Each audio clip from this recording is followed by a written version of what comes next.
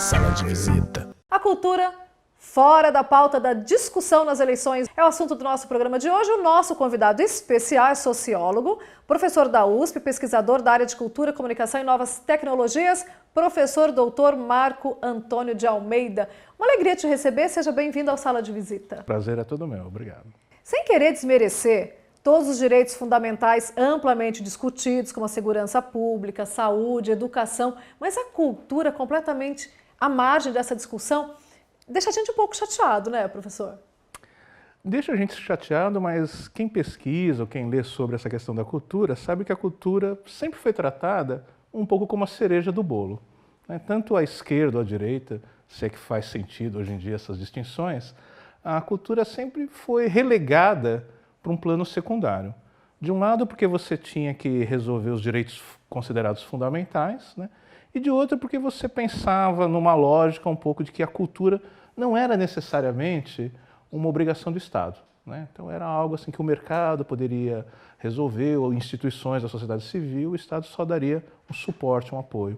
Eu acho que é recente essa ideia de que a cultura é também um direito fundamental, né? E nesse sentido, eu acho que as colocações, as posições assumidas pela Unesco têm sido muito importantes no mundo como um todo, e no Brasil mais recentemente, para colocar a cultura, digamos assim, num espaço mais privilegiado, num espaço mais central das discussões sobre política pública. Ela ainda concorre com a educação e por isso ela fica talvez num espaço secundário? Então, na verdade, eu acho que há um divórcio em relação à educação no Brasil, né? Em vários outros países, a gente percebe uma consonância, uma sintonia de políticas educacionais com políticas culturais e, em alguns casos, recentemente estive na Colômbia, com políticas de inclusão social, com políticas de esporte, né? Tudo isso daí forma, digamos assim, um pacote, né, completo que é oferecido para o cidadão. Aqui esse pacote ele é fragmentado. Então a política de educação é pensada de um lado e a política de cultura é pensada do outro. Além disso, a gente tem também, acho que uma questão que é social, que é das condições de trabalho dos próprios professores, que eles não se configuram como um público de cultura. Sobre essa questão cultural, o que precisa acontecer? Qual é o grande desafio para que possa fomentar mesmo a produção cultural brasileira e mesmo democratizar ainda mais o acesso àquilo que a gente já tem produzido? Eu acho assim que o desafio está na formação de públicos para a cultura. Então acho que é um desafio que de um lado incide na questão da educação, né? Na educação formal, dentro da escola, mas na educação informal. Então, usar também as instituições de cultura, os museus, as bibliotecas, as cinematecas, como espaços de formação desse público, né? Então, esse é um lado. Usar as novas tecnologias, né? Está aí a internet para ajudar a formar esse público, ajudar esse pessoal a conhecer, né, toda a riqueza cultural que o nosso país tem, né, de um lado. E, de outro lado, pensar num processo que a população seja parceira também, né? Que ganhe essa população. Acho que a população ela se aproximou num primeiro momento, né, com as políticas do primeiro governo, Lula, do Gil, ali do Juca.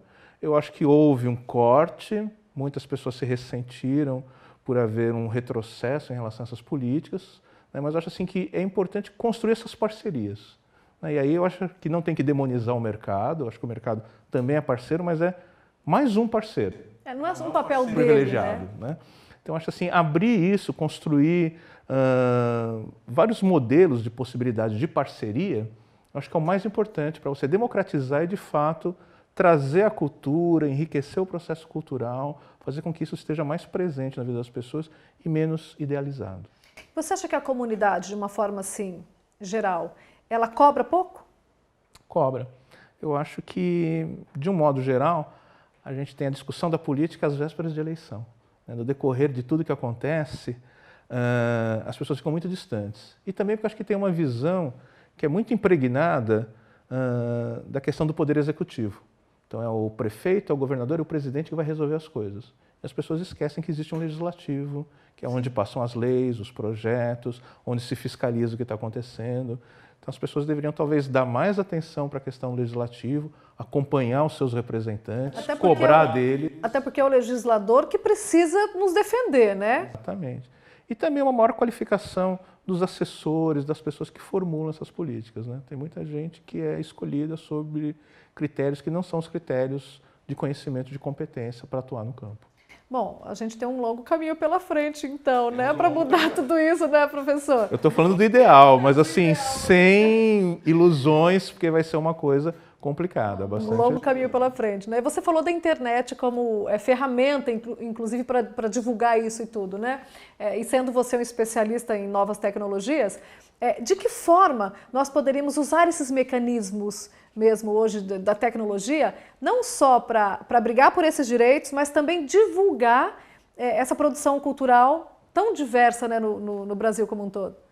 Existem algumas experiências, algumas coisas assim, bem interessantes que estão acontecendo na internet, das pessoas estarem se apropriando dessas tecnologias para divulgar eventos, para mostrar coisas assim que estavam, digamos assim, só por conta do conhecimento local, só das pessoas que participavam daquilo.